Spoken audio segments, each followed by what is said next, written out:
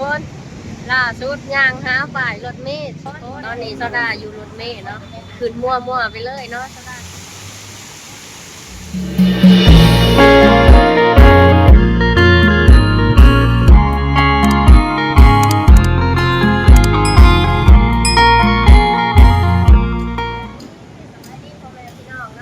ที่ตอนห้ามเขาที่ช่องผู้ระดาสาวลาวผู้เก่าพี่น้อง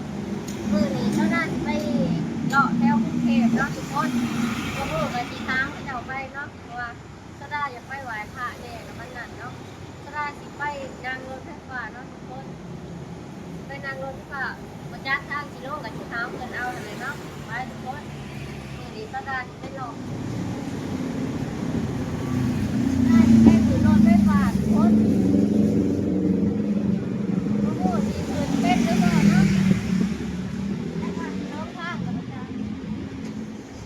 มือนี้ก็ขอเป็นคนไทยอีกมือหนึ่งทุกคน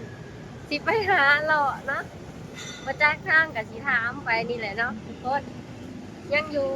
เป็นคนไทยอยู่เด้อมือนี้มาท่านได้กลับแล้วเนาะนะกินสถานีรถไฟฟ้าทุกคนนะมันได้เลื่อนเป็นตะยานตกเนาะทุกคนเนาะโอ้แต่ตกลงหนีมาจากไร่สิว่าเนาะเป็นตะยานเนาะทุกคนนี่แมนบ่บอลสื่อบัสนี่คือสิแมนอยู่หรอกเนาะนี่เห็นเพิ่นสื่ออยู่นะสตางค์สิต่อคิวสื่อบัสก่อน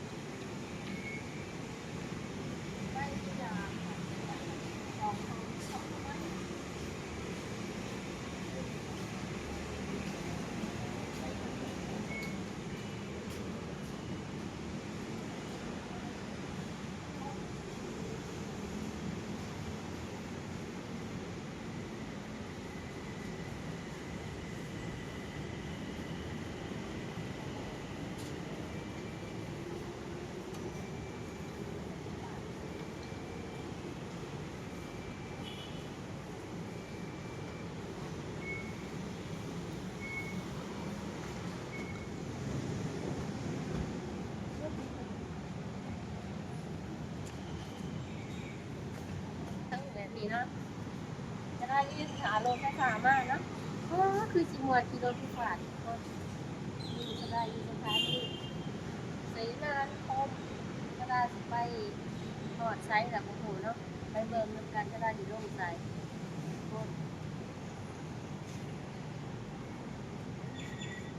เด็กพี่น้องชนะคืนรถไฟฟ้าแล้วเขามาข้างในแล้วคนก็จะเป็นหลายเนาะป้าทุกคนร้ายแบบมีคู่มือบ่ดีเนาะเป็นตะมวนอยู่ดอกเนาะยานโต๊ะกดไว้ก่อนยานโต๊ะรถไฟฟ้ารถไฟฟ้าแล้วเรียบร้อยทุกคนไอ้สดาลงรถไฟฟ้าแล้วจักสดาสิไปทางใดต่อทุกคนหลายแท้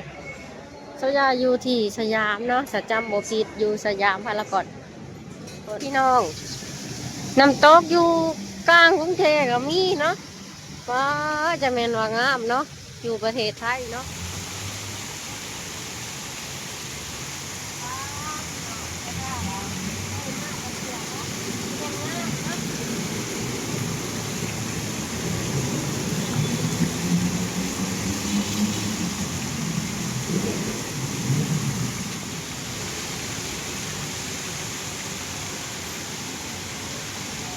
ทุกคน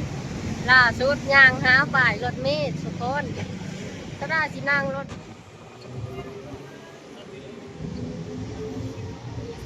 มาบุญคล้องมันมาทุกคนทางมาบุญคล้องเนาะ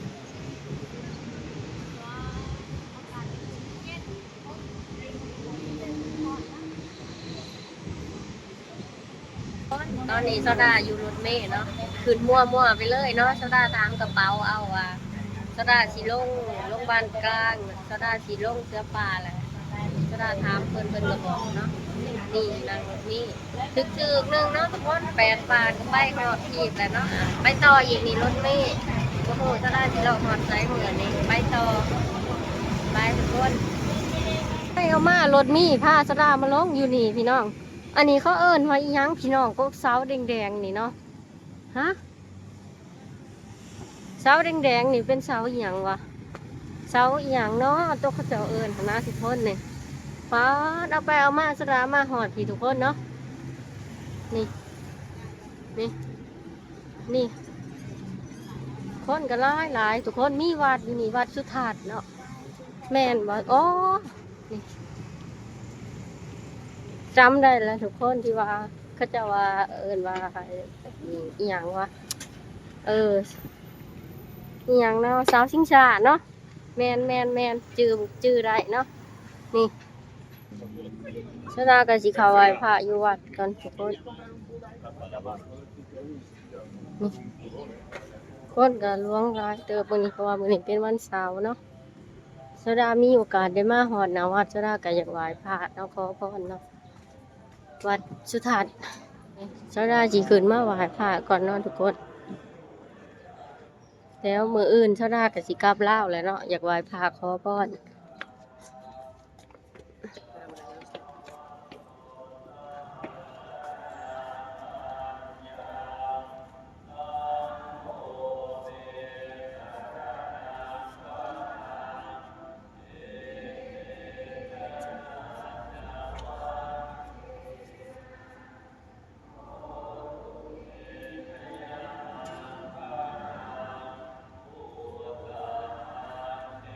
ครับ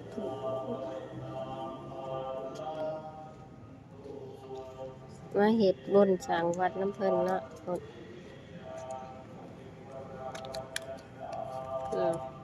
ให้พ่อค้าอยู่ดีมีแห้งสาธุคนหิวข้าวแห้งมาแวะกินก๋วยเตี๋ยวเนาะตอนนี้สตาร์อยู่ห้านก๋วยเตี๋ยวเย็นตาโฟเนาะย่างออกมาจากวัด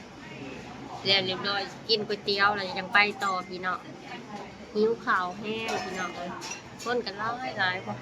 นะสตาร์รอคิวโดนเติมเลยทุกคนเมื่อยแห้งพี่น้องแซ่บๆเนาะนี่เดียวน้ำกันเดียวเย็นตาโฟหิวข้าวแห้ง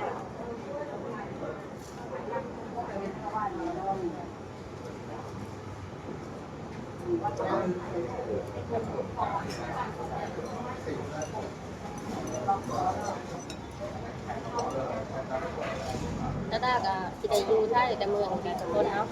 ว่ามื้ออื่นถ้าได้ก็สิเตรียมเครื่องพร้อมกลับบ้านเนาะกลับประเทศลาวเลยทุกคน